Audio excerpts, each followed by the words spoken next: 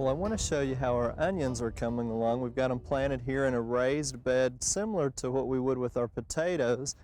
And this particular variety is super sweet. And let's just pull one up here and see how it's coming along. Okay, you see it's really not put much of a bulb on yet. And so we've got quite a ways to go for it to size up. Now, the way the temperatures are acting this year too, I'm not sure what kind of success we'll have, but we've got good, rich, loose soil, so we'll still give them a while. And of course, one of the misconceptions is that if you break over the tops of the onions, that will make the bottom size up. And that's really not true. It's all based on the variety and whether or not it's a short day or a long day variety.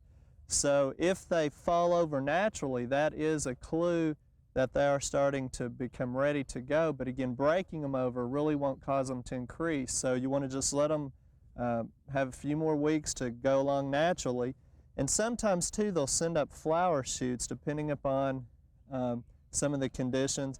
And if you can catch that early on after you've planted them, we'll pinch them out hoping that it will increase the size, but there's still some discussion on whether that helps or not too.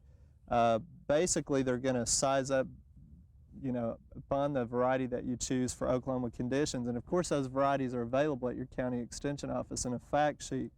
Now, the onion is really in the family of the lily family, which most people don't realize.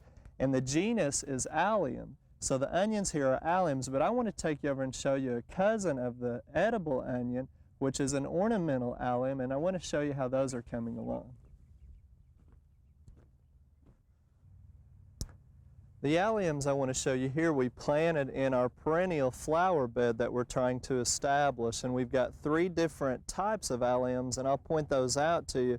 I want to tell you a funny story though. These are planted in the fall, and we planted them last, I guess late October, early November, and that's the way you would plant alliums. And we'd forgotten that we planted them, and once the growth started occurring in the early spring part, we thought we had wild onions coming up, and we forgot about it. We almost started to pull them up, and then we remembered that we had planted them uniformly here. But this first variety is called drumstick allium. You can see it's a lot taller, and it's just starting to bloom. It will actually all turn purple, and those little individual flower buds will open up, and it'll have a real round purplish flower, and they're real attractive, and they're just now starting, so it's a little bit earlier on those. And again, that cultivar variety is drumstick, and again, it's very tall, and we kind of messed up. We probably should have put it in the back because of the height. The next one I want to show you grows about 6 to 8 inches, and it's kind of hard to see it, but this is the height of it, and it bloomed a lot earlier than our other 2.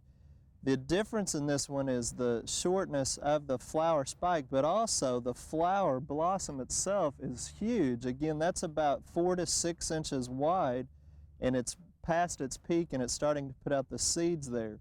And again, this one is Star of Persia, and still very attractive at the time that it was blooming.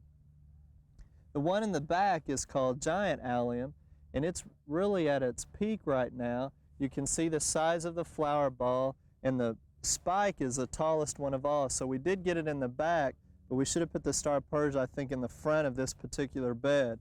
And you can see the foliage it sent out's a little bit wider than normal onion leaves, and it's flatter.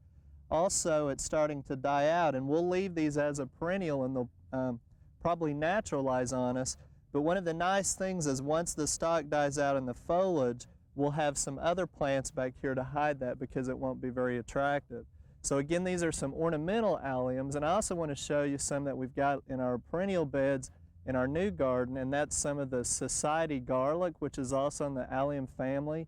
It's got more of a garlic odor or flavor to it, but nice little purple flower stalks that are shot up throughout the summertime.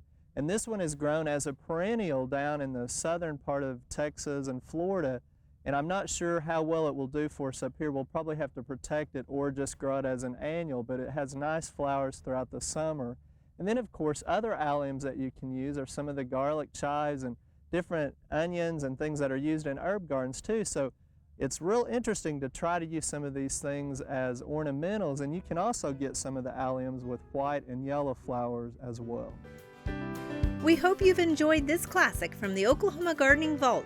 Remember, even though these tips and techniques are timeless, There's always something new to learn in the world of gardening.